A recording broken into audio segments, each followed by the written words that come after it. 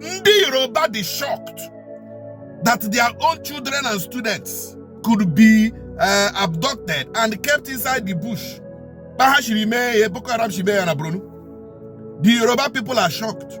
They never believed it. They never believed that Yoruba. Now let me tell you the truth. The truth of the matter in Nigeria is that these politics are playing in Nigeria, these tribal politics, ethnic politics they play in Nigeria. Some people play here in the sense that they cannot attack these people. They cannot talk against these people. Now share power in Nigeria. Then I knew or the class citizens in Nigeria. Na politics in Nigeria. In Nigeria. Then unde Yoruba when we know that in the actual sense foul. So all those things were happening in the north. They were silent. They were keeping silent. When terrorists were ravaging the north, when they used Boko Haram to blackmail the government of Goodluck Jonathan, they did nothing.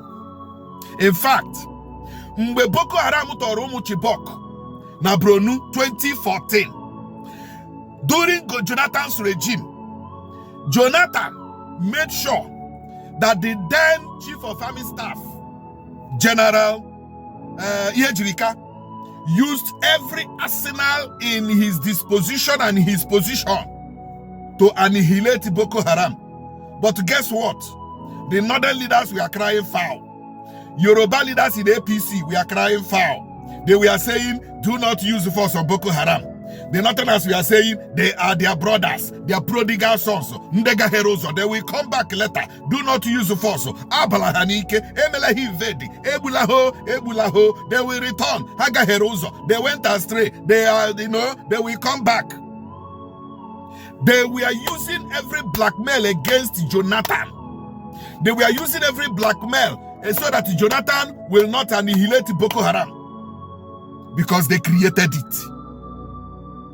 And what were the Yoruba politicians doing when Boko Haram started in Nigeria?